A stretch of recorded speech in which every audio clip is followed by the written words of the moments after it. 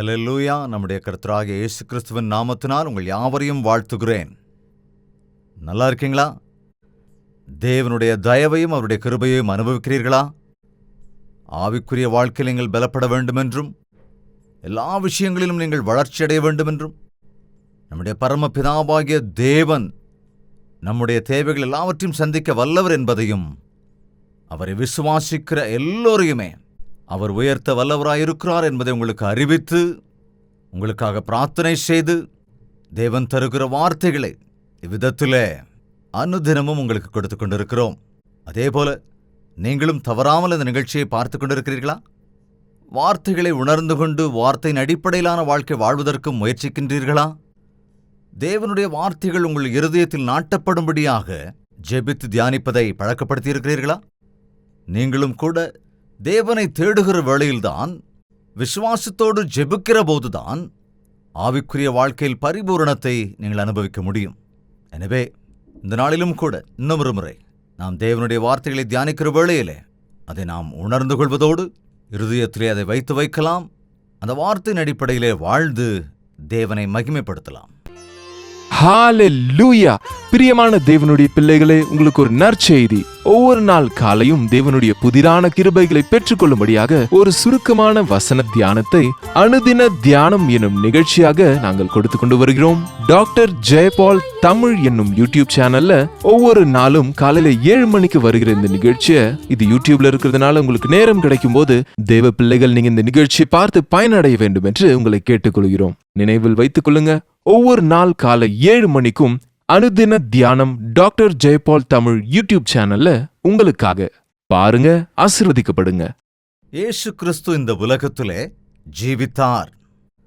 மனிதர்கள் எல்லோருக்கும் முன்மாதிரியாக இருக்கும்படியாக ஒரு மனிதன் எப்படி வாழ்ந்தால் தேவனுக்கு விரும்பின வாழ்க்கை வாழ்வான், ஒரு மனிதன் இந்த உலகத்திலே வாழும்போது எப்படி நடந்து கொள்ள வேண்டும், எப்படி செயல்பட வேண்டும், எப்படி பிறரை நேசிக்க வேண்டும், எப்படி சிரமங்களை சகிக்க வேண்டும், எப்படி சோதனைகளை ஜெயிக்க வேண்டும் என்ற காரியங்களை சரீர பிரகாரமானவராக வந்த இயேசு கிறிஸ்து, தம்முடைய இரத்தத்தை மாம்சத்தை நமக்காக கொடுத்த ஆண்டவர், நம்மைப் போலவே எல்லா விஷயங்களிலும் சோதிக்கப்பட்ட போதும் கூட அதை ஜெயித்து நமக்கு முன்மாதிரியான வாழ்க்கையை வாழ்ந்தார். அவருடைய வாழ்க்கையை பார்த்து நாம் கற்றுக்கொள்ளும்படியாக அவர் இந்த உலகத்திலே சரீர பிரகாரமானவராக சஞ்சரித்து பரத்துக்குரிய விஷயங்களை கற்றுக் கொடுத்திருக்கிறார்.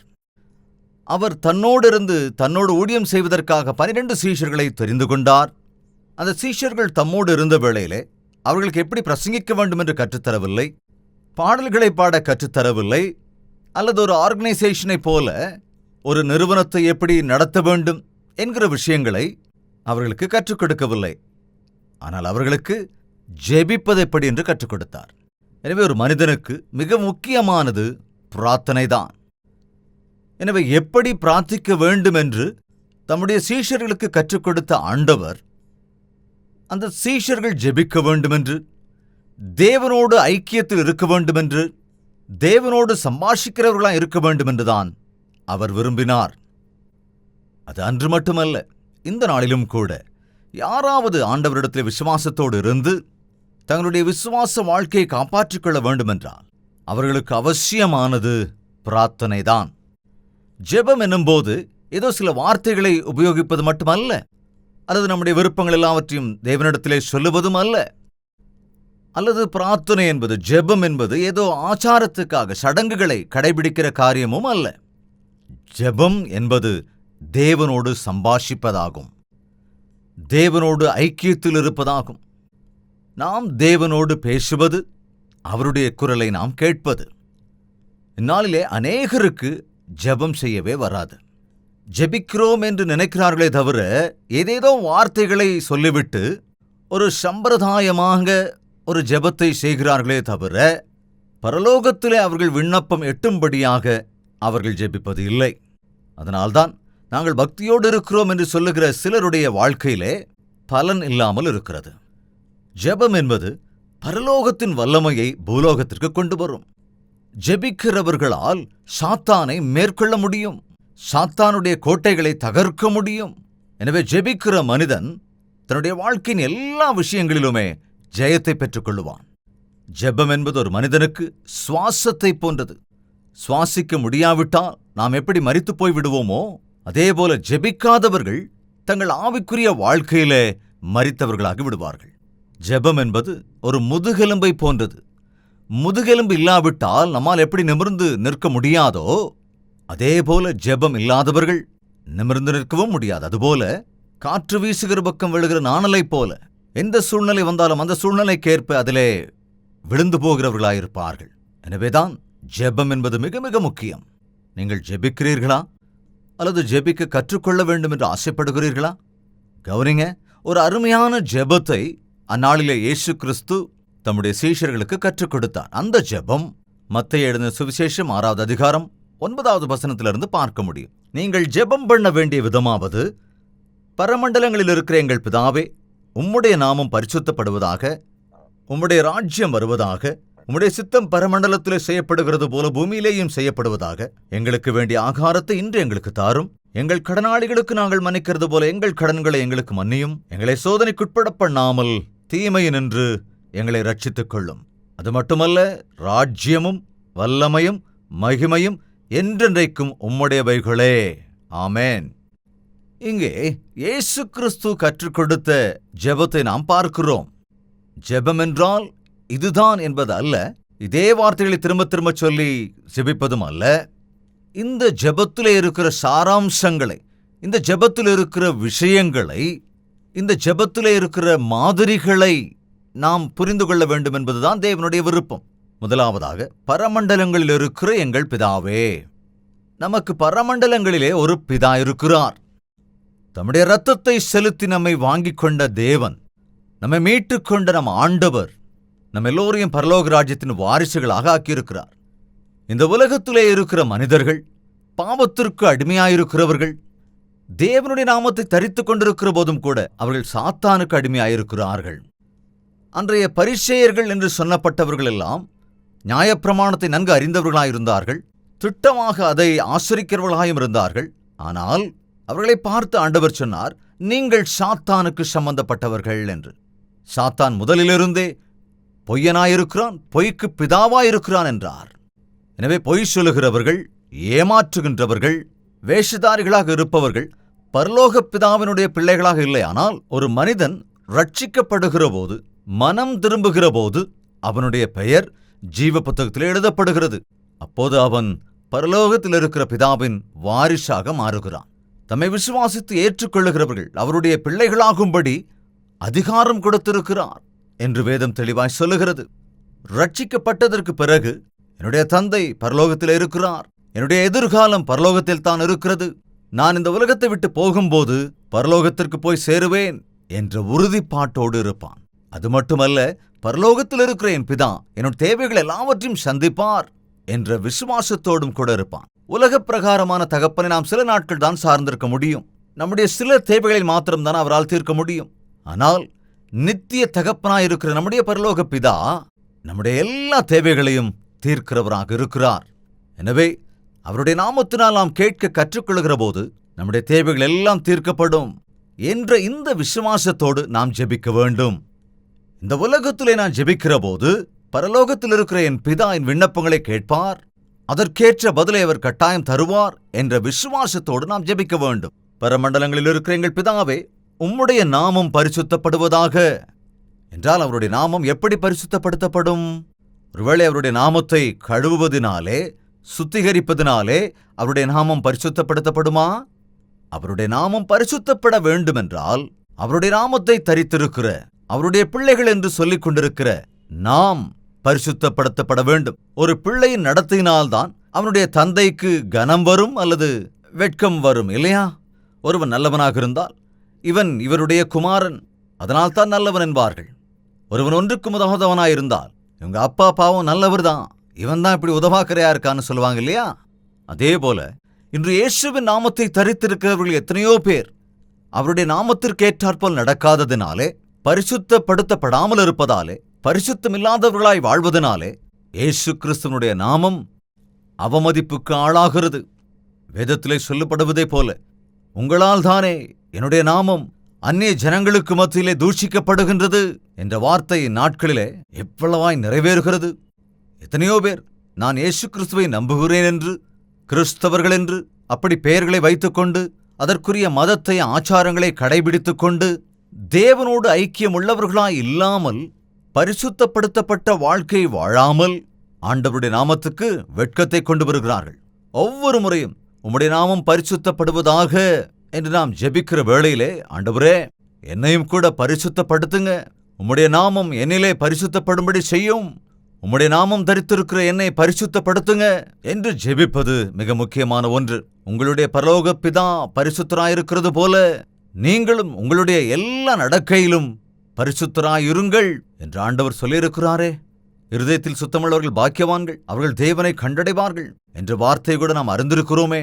எனவே நம்மில் எத்தனை பேர் நம்முடைய இருதயங்களை சுத்தமாக வைத்திருக்கிறோம்? எத்தனை பேர் அவ்வப்பொழுது இயேசு கிறிஸ்துவினுடைய இரத்தத்தால் நாம் சுத்திகரிக்கும்படியாக நம்முடைய பாவங்களை அறிக்கை செய்து அதை விட்டுவிடுகிறோம்? அவருடைய இரத்தத்தால் கழுவப்பட்டு சுத்திகரிக்கப்படுகிறோம். எனவே அன்பு சகோதர சகோதரிகளே, நீங்கள் ஜெபிக்கிற வேளையிலே சம்பிரதாயமாய் ஜெபிப்பதில் எந்த பிரயோஜனமும் இல்லை. ஆனால் முழங்கால் படிட்டு ஜெபிக்கும் போதுதான், ஆண்டவரே என்னை பரிசுத்தப்படுத்துங்க, என்னை பரீட்சை பாருங்க, என்னை சோதித்து பாருங்க, நீர் விரும்பாத காரியங்கள் எதுவும் எனக்குள் இருக்கிறதா என்று பாருங்க என்று ஜெபிப்பதை நாம் கற்றுக்கொள்ள வேண்டும். பரமண்டலங்களில் இருக்கிற எங்கள் பிதாவே, உம்முடைய நாமம் பரிசுத்தப்படுவதாக, உம்முடைய ராஜ்யம் வருவதாக, உம்முடைய சித்தம் பரமண்டலத்திலே செய்யப்படுகிறது போல பூமியிலேயும் செய்யப்படுவதாக. பரலோகத்திலே எத்தனையோ தூதர்கள் இருக்கிறார்கள். பரலோகத்திலே தேவனுடைய வார்த்தைக்கு எதிர்ப்பு கிடையாது. தேவன் தம்முடைய வார்த்தையினால் எல்லாவற்றையும் சிருஷ்டித்தார். அவருடைய வார்த்தையிலே வல்லமை இருக்கிறது, அவருடைய வார்த்தையிலே அதிகாரம் இருக்கிறது, அவருடைய சித்தம், அவருடைய விருப்பம் எல்லா விஷயங்களிலும் நிறைவேறுகிறது. என்றால் இந்த பூலோகத்திலே தேவனுடைய சித்தமே நடக்க வேண்டும். பாருங்க, இந்த பூலோகத்திலே யாருடைய சித்தம் நிறைவேறுகிறது? பரலோகத்திலே தேவனுடைய வார்த்தைக்கு கீழ்ப்படியாமல் தூக்கி எறியப்பட்ட பிசாசு இந்த உலகத்தை தன் கைக்குள்ளே வைத்து இந்த உலகத்தின் அதிபதியாய் அழைக்கப்படுகிறவன் என்று நாம் வேதத்திலே பார்க்கிறோம். மனிதன் தேவன் தனக்கு தந்த அதிகாரத்தை சாத்தானிடத்திலே விற்று போட்டு விட்டான், பிசாசானவனிடத்திலே கொடுத்து விட்டான், அவனுக்கு அடிமையாகி விட்டான். அதனால்தான் மனிதன் ஆள வேண்டிய இந்த உலகத்தை சாத்தான் இன்று ஆளுகை செய்து கொண்டிருக்கிறான். அதனால்தான் சாத்தானுடைய விருப்பங்கள் தான் இந்த உலகத்திலே நிறைவேறிக் கொண்டிருக்கிறது. அவனுடைய காரியங்கள் தான் விஸ்தரிக்கப்பட்டுக் கொண்டே இருக்கிறது. சாத்தானுடைய காரியங்களை இந்த உலகம் முழுக்க காண்கிறோம்.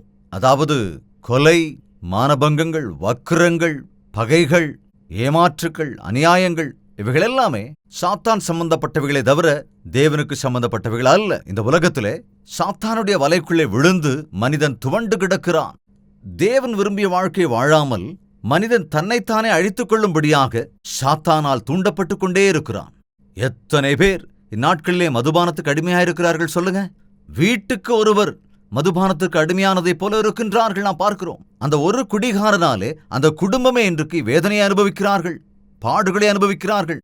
கடனாலே, ஆரோக்கிய குறைவினாலே, மன கஷ்டத்தினாலே, வேட்கத்தாலே துக்கித்துக் கொண்டிருக்கிறார்கள். ஆம், சாத்தான் நம்முடைய சரீரத்தை கெடுத்து போடுகின்றான். உங்கள் சரீரம் தேவனுடைய ஆலயமாயிருக்கிறது என்று நீங்கள் அறியீர்களா? தேவனுடைய ஆலயம் பரிசுத்தமானது என்று தேவ வாக்கியம் தெளிவாய் சொல்லுகிறது. ஆனால் மனிதன் தன் விருப்பப்படியெல்லாம் செய்து கொண்டு சாத்தானுக்கும் கீழ்ப்படிந்து தன்னுடைய வாழ்க்கையை அழித்துக் கொண்டிருக்கின்றான். இந்த உலகத்தில் இருக்கிற ஒவ்வொரு மனிதனும் பணத்திற்காக கஷ்டப்பட்டோ சொத்து சுகத்திற்காக கஷ்டப்படுவதையோ நாம் பார்க்கிறோம். இந்த உலகம்தான் நிரந்தரம் என்பதைப் போல இருக்கிறதை நாம் பார்க்கிறோம். மரித்ததற்கு பிறகு ஒரு வாழ்க்கை இருக்கிறது என்ற சங்கதி தெரியாதிருக்கிறதை நாம் பார்க்கிறோம். பிதாவே, பரமண்டலங்களிலே உம்முடைய சித்தம் நிறைவேறுவதைப் போல பூமியிலேயும் செய்யப்படுவதாக. இந்த பூமியிலே வாழ்கிற மனிதர்கள் இயேசு கிறிஸ்துவை தங்கள் சொந்த ரட்சகராய் ஏற்றுக்கொள்ளும் போது, என்னுடைய சித்தம் அல்ல உம்முடைய சித்தமே செய்யப்படுவதாக என்று பக்குவத்தோடு ஜெபிப்பார்கள். ஆண்டவரே, என்னுடைய விருப்பம் அல்ல உம்முடைய விருப்பம்தான் என் வாழ்க்கையில் நிறைவேற வேண்டும் என்று எல்லா விஷயங்களிலும் தேவனுக்கு தங்களை தாங்களே அர்ப்பணித்துக் கொள்வார்கள். ஹalleluya! பிரியமான தேவனுடைய பிள்ளைகளே, உங்களுக்கு ஒரு நற்செய்தி. ஒவ்வொரு நாள் காலையும் தேவனுடைய புதிரான கிருபைகளை பெற்றுக்கொள்ளும்படியாக ஒரு சுருக்கமான வசன தியானத்தை அனுதின தியானம் என்னும் நிகழ்ச்சியாக நாங்கள் கொடுத்து கொண்டு வருகிறோம். டாக்டர் ஜெயபால் தமிழ் என்னும் யூடியூப் சேனல்ல ஒவ்வொரு நாளும் காலையில 7 மணிக்கு வருகிற இந்த நிகழ்ச்சியை, இது யூடியூப்ல இருக்கிறதுனால உங்களுக்கு நேரம் கிடைக்கும் போது தேவ பிள்ளைகள் நீங்க இந்த நிகழ்ச்சியை பார்த்து பயனடைய வேண்டும் என்று உங்களை கேட்டுக்கொள்கிறோம். நினைவில் வைத்துக் கொள்ளுங்க, ஒவ்வொரு நாள் காலை 7 மணிக்கும் அனுதின தியானம் டாக்டர் ஜெயபால் தமிழ் யூடியூப் சேனல்ல உங்களுக்காக பாருங்க, ஆசீர்வதிக்கப்படுங்க. என் அன்பு சகோதரனே, சகோதரியே, ஒவ்வொரு நாள் காலையில் நீ எழும்போதும் எவ்வளவோ முக்கிய முடிவுகளை எடுக்க வேண்டியிருக்கிறது. அப்படி எடுக்கிற முடிவுகளிலே தேவனுடைய சித்தத்தை நீ அறிந்திருக்கிறாயா? தேவனுடைய நோக்கத்தை நீ உணர்கிறாயா? நீ செய்கிற ஒவ்வொரு வேலையிலும், நீ வாங்குகிற ஒவ்வொரு காரியங்களிலும், நீ செய்கிற ஒவ்வொரு பிரயாணங்களிலும், நீ செய்கிற ஒவ்வொரு பிரயத்தனங்களிலும், ஆண்டவரே இது உம்முடைய சித்தமா என்று கேட்டு நீ ஆரம்பிப்பாய் என்றால் அவைகள் உனக்கு கைகூடும். தேவனுடைய சித்தம்தான் உத்தமம். தேவனுடைய சித்தத்தின்படி செய்கிறவர்கள் தான் நிலைத்து நிற்பார்கள் என்றும் கூட தேவனுடைய வாக்கியம் சொல்லுகிறது. உம் சித்தமே என் வாழ்வில் நிறைவேற வேண்டும் என்று ஜெபிக்கிறவர்கள் பாக்கியவான்கள். தங்களுடைய இஷ்டத்தின்படி செய்கிறவர்கள் நஷ்டத்துக்கு ஆளாவார்கள். மனுஷனுக்கு செம்மையாய் தோன்றுகிற வழிகள் உண்டு, ஆனால் அதன் முடிவோ மரண வழிகள் என்று வேதம் சொல்லுகிறது. பிரியமானவர்களே, அப்பா, பரலோகத்திலும் சித்தம் நிறைவேற்றப்படுவதைப் போல இந்த பூலோகத்திலும் கூட என்னை கொண்டு உம்முடைய சித்தம் நிறைவேற்றப்பட வேண்டும் என்று விண்ணப்பம் பண்ணுவதை நாம் பழக்கப்படுத்திக் கொள்ள வேண்டும். பரமண்டலங்களில் இருக்கிற பிதாவே, உம்முடைய நாமம் பரிசுத்தப்படுவதாக, உம்முடைய ராஜ்யம் வருவதாக. தேவனுடைய ராஜ்யம் என்பது இந்த உலகத்து ராஜ்யத்தை போன்றது அல்ல. அவருடைய ராஜ்யம் சாந்தி நிறைந்த ராஜ்யம், சமாதானம் நிறைந்த ராஜ்யம், பாவம் இல்லாத ஒரு ராஜ்யம், தூய்மையான பரிசுத்தமான அன்பின் சாம்ராஜ்யம். இந்த உலகத்தின் ராஜ்யங்கள் எல்லாம் தகர்க்கப் போகிற ஒரு நாள் வரப்போகிறது. இந்த ராஜ்யத்தில் இருக்கிறவர்கள் எல்லாம் முடிவுக்கு வரவேண்டிய ஒரு நாள் வரப்போகிறது. ராஜாக்களுக்கு ராஜாவாக, தேவாதி தேவனாக, ராஜாதி ராஜாவாகிய இயேசு கிறிஸ்து வரப்போகிற நாள் வெகு சீக்கிரத்தில் வரப்போகிறது. ஆண்டவரே, உம்முடைய ராஜ்யம் வருவதாக என்ற அந்த பரலோக ராஜ்யத்திற்காக எதிர்பார்க்கிறவர்களாக நாம் இருக்க வேண்டும். அந்த பரலோக ராஜ்யத்தின் வாரிசுகளாக நாம் இருக்க வேண்டும். இந்த பூலோக ராஜ்யமெல்லாம் அநியாயத்தால், அக்கிரமத்தால், பாவங்களால் நிறைந்து போய் கிடக்கிறதுனாலே, ஏமாற்றுத்தனங்களால் நிறைந்து போய் கிடக்கிறதுனாலே நாம் பார்க்கிறோம், ஜனங்கள் ஒருவரையொருவர் எதிர்த்து நின்று ஒருவரையொருவர் அடித்துக்கொண்டு ஒருவரையொருவர் கொலை செய்வதை நாம் இந்த நாட்களிலே பார்த்து கொண்டிருக்கின்றோம். ஆண்டவர் சீக்கிரத்திலே ராஜாதி ராஜாவாக வரப்போகிறார். அப்படி வரும்போது அவருடைய ராஜ்யத்தின் வாரிசுகளாக நம்மை மாற்றப் போகிறார். அந்த ராஜ்யத்தில் இருக்க வேண்டும் என்றால் மனம் திரும்பியாக வேண்டும் என்று தேவனுடைய வார்த்தை தெளிவாய் சொல்கிறது. ஒரு ராத்திரி வேளையில் நிக்கோதேமு என்ற மனிதன் ஆண்டவரிடத்திலே வந்து, நித்திய ஜீவனை நான் பெற்றுக்கொள்வதற்கு என்ன செய்ய வேண்டும் என்று ஆண்டவரை கேட்டபோது ஆண்டவர் சொன்னார், ஒருவன் மறுபடியும் பிறவாவிட்டால் அவன் பரலோக ராஜ்யத்தில் பிரவேசிக்கவே முடியாது என்று தெளிவாய் சொன்னார்.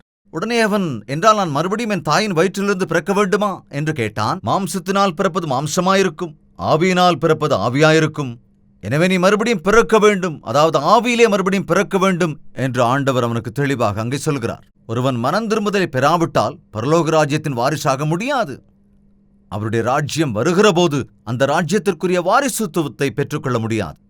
ஒரு நாள் இயேசு கிறிஸ்து சிறு பிள்ளைகளை தன்னிடத்தில் அழைத்து வைத்து, நீங்கள் உங்களை தாழ்த்தி மனம் திரும்பி இந்த சிறு பிள்ளைகளைப் போல் ஆகாவிட்டால் நீங்கள் பரலோக ராஜ்யத்தில் பிரவேசிக்க முடியாது என்று தெளிவாய் சொன்னார். அப்பா, உம்முடைய ராஜ்யம் வருவதாக என்று நாம் ஜெபிக்கிற போது, உம்முடைய ராஜ்யத்தின் வாரிசாக என்னை ஏற்றுக்கொள்ளுங்க, உம்முடைய ஜீவ புத்தகத்திலே என்னுடைய பெயரை எழுதுங்க, என்னுடைய பாவங்கள் எல்லாவற்றையும் மன்னித்து என்னை நீர் சுத்திகரித்து உம்முடைய பரிசுத்த ஆவியின் மீது ஊற்றுங்க ஆண்டவரே என்று நாம் ஜெபிப்பது மிக மிக அவசியமானது. எங்களுக்கு வேண்டிய அனுதின ஆகாரத்தை இன்று எங்களுக்கு தாரும். ஒவ்வொரு நாளும் நாம் ஆண்டவருடைய சமூகத்திலே நின்று எங்களுடைய அனுதின ஆகாரத்தை இன்று எங்களுக்கு தாங்க. இந்த நாளுக்கு எங்களுக்கு வேண்டிய எங்கள் ஆகாரத்தை இன்னைக்கு எங்களுக்கு அருள் செய்யுங்கப்பா. அவ்வப்பொழுது தேவன் நம்முடைய பசியை தீர்க்கிறவராக இருக்கிறார். நம்மை திருப்தியாக, நம்மை சம்பூரணமாக, நம்மை போஷிக்கக்கூடியவராக அவர் இருக்கிறார். என் ஆண்டவர் என்னை பசியோடு இருக்க விடமாட்டார், என்னை குறைவுள்ளவனாக அவர் வைக்க மாட்டார் என்ற விசுவாசத்தோடு இருப்பவர்கள் அந்தந்த நாளிலே தேவனுடைய கிருபைக்காக விண்ணப்பம் பண்ணுவார்கள். ஒவ்வொரு நாள் காலை வேளையிலும் அது புதிதாய் இருக்கிறது என்று தெளிவாக தேவனுடைய வார்த்தை சொல்லுகிறது.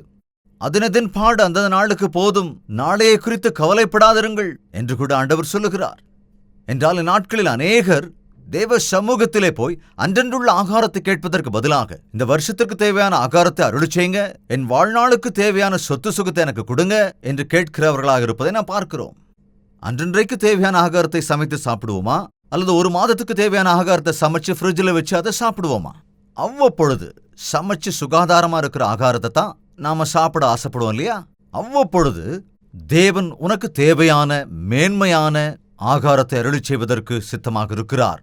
உன் சரீரத்திற்கு ஆகாரம் எவ்வளவு அவசியமோ அதேபோல் உன் ஆவிக்குரிய வாழ்க்கைக்கும் கூட அதற்கான ஆகாரம் மிகவும் அவசியம்.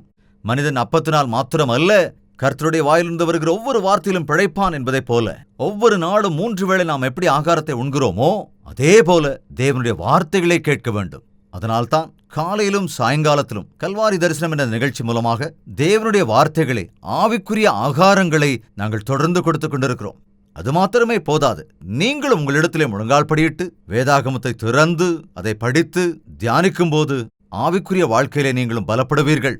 உலக பிரகாரமான ஆகாரத்தை குறித்து நீங்கள் ஒருபோதும் கலங்காமல், எப்பொழுது எது தேவையோ அதை அப்பொழுது தருகிறவராக பரலோகத்தின் பிதா இருக்கிறார் என்பதை விசுவாசிக்கிறவர்கள் அப்படிப்பட்ட முழுமையை, திருப்தியை கட்டாயம் உணர்வீர்கள். ஒரு சின்ன குழந்தை தாயினிடத்திலே பால் பருகிய பிறகு திருப்தியாகிவிடுமே தவிர நாளைக்கு திரும்பவும் பால் கொடுப்பீங்களா என்று கேட்குமா? அதே போலத்தான் நாம் பரலோக பிதாவின் மீது ஆதாரமா இருக்கும்போது எப்பொழுது நமக்கு எது தேவையோ அதை அவர் தருவார் என்ற விசுவாசத்தோடு இருக்க வேண்டும். அனுதினமும் அவருடைய சன்னதியிலே நாம் வேதத்தை தியானித்து, அவர் சன்னதியிலே நாம் ஜெபித்து, அனுதினமும் நம்முடைய தேவைகளை அவர் தீர்க்கும்படியாய் அவர் மீது விசுவாசத்தோடு இருப்பதுதான் நம்முடைய வாழ்க்கையிலே முக்கியம். பரமண்டலங்களில் இருக்கிற எங்கள் பிதாவே, உம்முடைய நாமம் பரிசுத்தப்படுவதாக, உம்முடைய ராஜ்யம் வருவதாக, உம்முடைய சித்தம் பரமண்டலத்திலே செய்யப்படுகிறது போல பூமியிலேயும் செய்யப்படுவதாக. எங்களுக்கு வேண்டிய ஆகாரத்தை இன்று எங்களுக்கு தாரும். எங்கள் கடனாளிகளுக்கு நாங்கள் மன்னிக்கிறது போல எங்கள் கடன்களை எங்களுக்கு மன்னியும். பிறரை வேதனைப்படுத்துவது, பிறரை காயப்படுத்துவது போன்ற காரியங்கள் நடந்து கொண்டேதான் இருக்கிறது. அனுதினமும் இப்படி ஏதாவது ஒரு விஷயத்தில் நாம் தேவனை துக்கப்படுத்திக் கொண்டுதான் இருக்கிறோம். அவர் சமூகத்திலே நாம் ஜெபிக்கிற வேளையில் எல்லாம் அவரிடத்திலே நம்முடைய பாவங்களுக்காக, நம்முடைய தவறுகளுக்காக நாம் மன்னிப்பு கேட்பது மிக மிக அவசியம். அதே வேளையிலே நமக்கு விரோதமாக தவறு செய்தவர்களை நாம் மன்னிக்க வேண்டும். ஆம், இந்த உலகத்திலே யாராவது என்னை பகைக்கிறார்கள் என்றோ, தூஷிக்கிறார்கள் என்றோ, ஏளனம் செய்தார்கள் என்றோ, கடினமாக பேசினார்கள் என்றோ, காயப்படுத்தினார்கள் என்றோ, சண்டை போட்டார்கள் என்றோ, தீங்கிழைத்தார்கள் என்றோ, ஏமாற்றினார்கள் என்றோ நாம் நினைத்து நினைத்து எவ்வளவோ வேதனையோடு இருக்கிறோம் அல்லவா? பிறர் நமக்கு செய்த தீங்கை நாம் மன்னிக்காவிட்டால் தேவன் நம்முடைய பாவங்களை மன்னிக்க மாட்டார். பிறர் நமக்கு விரோதமாக செய்த தவறுகளை நாம் மன்னிக்கிற போது நாம் தேவனுக்கு விரோதமாக செய்த தவறுகளை எல்லாம் தேவன் நமக்கு மன்னிப்பார். ஒருவேளை பிறர் நமக்கு எதிராக சிறிய தவறை செய்திருக்கலாம், ஆனால் நாம் அநேக விதத்திலே தேவனை துக்கப்படுத்தி இருக்கலாம். ஆனால் எப்பொழுது பிறரை நாம் மன்னிக்கிறோமோ அப்பொழுது தேவன் நம்மை மன்னிப்பார். எனவே மன்னிக்க கற்றுக்கொள்ளுங்கள். மன்னிக்கிற மனது கிறிஸ்துவின் மனது. எந்த அளவுக்கு ஆண்டவரை மன்னிக்கிறார் தெரியுமா? நம்முடைய பாவங்களுக்கேற்ற தண்டனை வர வேண்டும் என்றால் இப்பொழுதே நாம் எங்கேயோ அழிந்து போயிருப்போம். நம்முடைய பாவங்களில் அநேகமானவற்றை அவர் மன்னித்திருக்கின்றார். அதுவும் நாம் கேட்பதற்கு முன்பாகவே அவர் மன்னித்திருக்கிறார். அன்று கல்வாரி சிலுவையிலே, பிதாவை இவர்கள் செய்கிறது என்னதென்று அறியாதிருக்கிறார்களே, இவர்களை நீர் மன்னியும் என்று கேட்டபோதே நம்முடைய பாவங்கள் எல்லாம் மன்னிக்கப்பட்டது. எனவே நாமும் பிறருடைய பாவங்களை மன்னிக்க வேண்டும். நம்முடைய விரோதிகளை நாம் மன்னிக்க வேண்டும். நம்முடைய சத்துருக்களை நாம் நேசிக்க வேண்டும். நமக்கு தீங்கிழைத்தவர்களுக்காக நாம் ஜெபிக்க வேண்டும் என்பது மிக மிக முக்கியம். என் இருதயத்திலே நான் செய்த பாவங்களை நினைக்கும் போதெல்லாம் கர்த்தரிடத்திலே நான் விண்ணப்பிக்கின்றேன் என்று தாவீது சொன்னதைப் போல பிறரை நாம் மன்னிக்காமல் நாம் எவ்வளவு நேரம் ஜெபித்தாலும், நம்முடைய இருதயத்திலே பொறாமை, கோபம், வஞ்சத்தை வைத்துக்கொண்டு நாம் எவ்வளவுதான் ஜெபித்தாலும் நம்முடைய ஜெபத்திற்கு பதில் வராது என்கிற சத்தியத்தை நாம் உணர்ந்து கொள்ள வேண்டும். பரமண்டலங்களுக்கு எங்கள் பிதாவே, உம்முடைய நாமம் பரிசுத்தப்படுவதாக, உம்முடைய ராஜ்யம் வருவதாக, உம்முடைய சித்தம் பரலோகத்திலே செய்யப்படுவது போல பூமியிலேயும் செய்யப்படுவதாக. எங்களுக்கு வேண்டிய ஆகாரத்தை இன்று எங்களுக்கு தாரும். எங்கள் கடனாளிகளுக்கு நாங்கள் மன்னிக்கிறது போல எங்கள் கடன்களை எங்களுக்கு மன்னியும். எங்களை சோதனைக்குட்பட பண்ணாமல் தீமையினின்று எங்களை ரட்சித்துக் கொள்ளும். எல்லாவிதமான சோதனைகளிலிருந்தும் எங்களை தப்புவிக்கும்படி, ஒவ்வொரு தீங்கிலிருந்தும் நாம் தப்பித்துக் கொள்ளும்படி நாம் ஆண்டவரிடத்தில் ஜெபிக்க வேண்டும். நம்முடைய இந்த உலக வாழ்க்கையில் நாம் அநேக சோதனைகளை எதிர்கொள்கிறோம். தேவன் நம்மை சோதிக்க மாட்டார், ஆனால் பரீட்சிப்பார். அப்படி நம்மை பரீட்சிப்பதற்காக சில சோதனைகளை அவர் அனுமதிக்கிறார். உலகத்தின் அதிபதியான சாத்தான் அநேக விதத்திலே நம்மை சோதிப்பதற்கு அவன் முயற்சி செய்யும் போது தேவன் அதற்கு அனுமதித்து அந்த சூழ்நிலையிலே நம்மை பரிசோதித்து நம்மை பரிசுத்தர்களாக வெளியே கொண்டு வருகிறார். தேவன் சோதனைகளிலிருந்து தப்புவிப்பதற்கான வழியை நமக்கு காண்பிக்கிறார். அது மட்டுமல்ல, தேவன் எப்பொழுதும் பாவத்தின் காரியங்களிலே நம்மை சோதிக்க மாட்டார். நம்மை பரீட்சிக்கும்படியாக அநேகமான சந்தர்ப்பங்களை அவர் பயன்படுத்திக் கொள்ளுகிறார். மாணவர்களுக்கு பரீட்சை இருக்கும்போதுதான், அந்த பரீட்சை ஒரு சோதனையாக இருக்கும்போதுதான், அதற்குள் புடமிடப்படும்போதுதான் அவர்கள் தெளிவாக வெளியே வருகிறார்கள். அதேபோல தேவன் ஆவிக்குரிய வாழ்க்கையிலே நாம் பரிபூரணமாகும்படியாக சோதனைகளை அனுமதிக்கின்றார். எங்களை சோதனைக்குட்பட பண்ணாமல் தீமை நின்று ரட்சித்துக் கொள்ளும் என்று சொல்லும்போது, நாங்கள் சோதிக்கப்படும் போது தீங்களை விழுந்து விடாமல் எங்களை தப்புவீங்க. தேவனை சோதித்த பிறகு நான் புடமிடப்பட்ட தங்கத்தைப் போல வெளியே வருவேன் என்ற யோபைப் போல நாம் சோதிக்கப்படும் போது, ஆண்டவரே உம்முடைய கிருபை எனக்கு அருளிச் செய்யுங்க என்று விண்ணப்பிக்கிற போது நாம் தீங்குகளிலிருந்து காப்பாற்றப்படுவோம். அந்த சோதனையிலிருந்தும் தப்புவிக்கப்பட்டு பரிபூரணர்களாவோம். ஏனென்றால் ராஜ்யமும் வல்லமையும் மகிமையும் எப்பொழுதும் அவருடையதாயிருக்கிறது. ராஜ்யமும் அவருடையது, வல்லமையும் அவருடையது, மகிமையும் அவருடையது. என்றென்றைக்கும் இவைகளை உடையவராகத்தான் நம் ஆண்டவர் இருக்கின்றார். இயேசு கிறிஸ்து நேற்றும் இன்றும் என்றென்றும் மாறாதவராக இருக்கின்றார். எனவேதான் இயேசு கிறிஸ்துவின் நாமத்திலே இந்த ஜெபத்தை பிதாவினிடத்திலே செய்யும்படியாக நாம் கற்றுக்கொள்ள வேண்டும். இந்த பிரார்த்தனையை, இந்த ஜெபத்திலே இருக்கிற சாராம்சங்களை நாம் உணர்ந்து ஜெபிக்கிற வேளையிலே நாம் நம்முடைய வாழ்க்கையிலே பரிபூரணர்களாகவும் பரிசுத்தர்களாகவும் தேவன் விரும்புகிற வாழ்க்கை வாழ்கிறவர்களாகவும். எனவே இன்றிலிருந்து உங்களுடைய ஜெப வாழ்க்கையை நீங்கள் நேர்த்தியாய் செய்யுங்கள். இந்த ஜெபத்தில் இருக்கிற சாராம்சங்களை உணர்ந்து உங்கள் வாழ்க்கையிலே அனுதினமும் விசுவாசத்தோடு ஜெபிப்பதை நீங்கள் பழக்கப்படுத்திக் கொள்ளுங்கள். அப்பொழுது நீங்கள் உயர்த்தப்படுவீர்கள், ஆசீர்வதிக்கப்படுவீர்கள், உங்கள் தேவைகள் எல்லாம் சந்திக்கப்படும், எல்லா தீங்கு நின்றும் தப்புவிக்கப்பட்டு பரிசுத்தர்களாக ஆண்டவருடைய வருகை வரைக்கும் காத்திருக்க முடியும். ஜெபிக்கலாமா? பரிசுத்தமும் அன்பும் நிறைந்த பிதாவே, ஆண்டவரே, நீர் கற்றுத்தந்த இந்த ஜெபத்தை நாங்கள் தியானிக்கிற வேளையில அந்நாளிலே உம்முடைய சீஷர்களுக்கு கற்றுக் கொடுத்த இந்த ஜெபத்தை நாங்கள் இன்று தியானிக்கிற வேளையில இந்த ஜெபத்திலே இருக்கிற சாராம்சங்களை உணர்ந்து உம்முடைய சிந்தையை அறிந்து உம்முடைய சித்தத்தை அறிந்து நீர் ஏற்றுக்கொள்ளுகிற ஜெபத்தை செய்ய எங்களுக்கு கிருபை செய்யுங்கப்பா. அப்பா, அந்த ஜெபத்தின் மூலமாக கிடைக்கிற விடுதலையை, ஜெபத்தின் மூலமாக கிடைக்கிற சுகத்தை, ஜெபத்தின் மூலமாக கிடைக்கிற சம்பூர்ண உயர்வுகளை நாங்கள் ஒவ்வொருவரும் அனுபவிக்கும்படியாக இந்த நிகழ்ச்சியை பார்த்து கொண்டிருக்கிற ஒவ்வொருவருக்கும் உம்முடைய ஜெபத்தை கற்றுக்கொடுங்க ராஜா. என்னுடைய நாமத்தினாலே கேளுங்கள். நீங்கள் எதை கேட்டாலும் தருவேன் என்று நீர் சொன்ன அந்த வார்த்தைகளை உணர்ந்து ஒவ்வொருவரும் தங்கள் தேவைகளை உம்மிடத்திலே கேட்க கிருபை அருளுங்க ராஜா. இந்த நாளிலும் இப்பொழுதும் இந்த ஜெபத்திலே ஒருமனப்பட்டு அவர்கள் தேவைகளை குறித்து, அவர்கள் குறைகளை குறித்து, அவர்கள் பாடுகளை குறித்து, அவர்கள் வேதனைகளை குறித்து, அவர்களுடைய ஆரோக்கிய குறைவுகளை குறித்து தங்களுடைய எளிமை நிலையிலே அவர்கள் விண்ணப்பிக்கிற வேளையில் ஆண்டவரே, பரத்திலிருந்து அவர்களின் விண்ணப்பங்களுக்கெல்லாம் நீர் பதில் கொடுத்து அவர்களின் பாவங்களை மன்னித்து வியாதியஸ்தர்களை குணமாக்கி உம்முடைய அற்புத காரியங்களை அவர்கள் வாழ்க்கையில் காணும்படியாக பரிசுத்த ஆவியை ஒவ்வொருவர் மேலும் ஊற்ற வேண்டும் என்று ஆண்டவரே, தெளிவாக எப்படி ஜெபிக்க வேண்டும் என்று நீர் கற்றுக் கொடுத்திருப்பதினாலே உண்மையான இருதயத்தோடும் உண்மையான மனதோடும் ஆண்டவரை நாங்கள் உம்மிடத்தில் ஜெபிக்கும்படியாக உம்முடைய ஆவியை எங்கள் மீது ஊற்ற வேண்டும் என்றும் இந்த நிகழ்ச்சியை பார்த்து இந்த ஜெபத்திலே ஒருமனப்பட்டிருக்கிற ஒவ்வொருவரும் மேலும் ஆண்டவரே, நீர் கிருபையா இறங்கி உம்முடைய சித்தம் செய்கிறவர்களாக உம்முடைய ராஜ்யத்தின் வாரிசுகளாக அவர்கள் மாறுகிற கிருபை அருள வேண்டும் என்று இயேசு கிறிஸ்துவின் நாமத்தினால் வேண்டிக் கொள்கிறோம் பிதாவே. ஆமென்.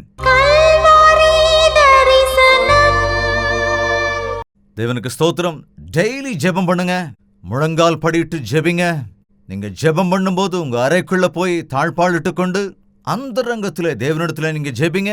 தேவன் உங்கள் ஜெபத்தை கேட்டு உங்கள் எல்லா தேவைகளையும் சந்திப்பார். தேவனுக்கும் மனிதனுக்கும் இருக்கிற மத்தியஸ்தர் ஒருவரே, அவரே ஆண்டவராகிய இயேசு கிறிஸ்து என்று வேதம் சொல்லுகிறது. நம்மை போலவே சரீர பிரகாரமாக இந்த உலகத்திற்கு வந்த ஆண்டவர், நாம் பேசுவதை புரிந்து கொள்கிறவர், நம்முடைய பாடுகளை அறிந்து கொள்கிறவர், அவர் பரத்திலிருந்து இறங்கி வந்தவர் என்பதனால் பரலோகத்தின் வல்லமையை தம்முடைய பிள்ளைகளாக ஒவ்வொருவர் மேலும் அவர் ஊற்றுவார். எனவே நீங்களும் இயேசு கிறிஸ்துவை விசுவாசித்து அவரிடத்தில் ஜெபிங்க. உங்களுடைய எல்லா பாடுகளும், உங்களுடைய எல்லா வியாதிகளும், உங்களுடைய எல்லா பிரச்சனைகளும் ஆண்டவராகிய இயேசு நாமத்தினாலே கட்டாயம் விடுவிக்கப்படும். ஹalleluya! பிரியமான தேவனுடைய பிள்ளைகளே, உங்களுக்கு ஒரு நற்செய்தி.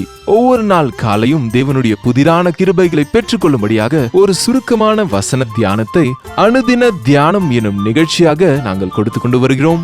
டாக்டர் ஜெயபால் தமிழ் என்னும் யூடியூப் சேனல்ல ஒவ்வொரு நாளும் காலையில 7 மணிக்கு வருகிற இந்த நிகழ்ச்சியை, இது யூடியூப்ல இருக்கிறதுனால உங்களுக்கு நேரம் கிடைக்கும் போது தேவ பிள்ளைகள் நீங்க இந்த நிகழ்ச்சியை பார்த்து பயனடைய வேண்டும் என்று உங்களை கேட்டுக்கொள்கிறோம். நினைவில் வைத்துக் கொள்ளுங்க, ஒவ்வொரு நாள் காலை 7 மணிக்கும் அனுதின தியானம் டாக்டர் ஜெயபால் தமிழ் யூடியூப் சேனல்ல உங்களுக்காக பாருங்க, ஆசீர்வதிக்கப்படுங்க. உங்கள் ஜெப தேவைகளை, பாரங்களை எங்களுக்கும் தெரியப்படுத்துங்கள். உங்களுக்காக தேவ சமூகத்தில் நாங்களும் ஜெபிக்க தயாரா இருக்கிறோம். அங்கே நீங்களும் இங்கே நாங்களும் சேர்ந்து ஜெபிக்கிற வேளையில ஆண்டவர் தருகிற பதிலையும் செய்கிற அற்புதங்களையும் நம் வாழ்க்கையில நாம் பார்க்க முடியும். தேவனுக்கு சித்தமானால் மறுபடியும் சந்திக்கலாம். அது வரைக்கும் தேவனுடைய மகா கிருபை நமக்கு துணையாயிருப்பதாக. உங்கள் தேவைகள் எல்லாவற்றையும் நீங்கள் எழுத வேண்டிய முகவரி ஜெயபால் ஃபவுண்டேஷன்ஸ், இலக்கம் 29, new colony road, Velachery, Chennai 6,42,00,000.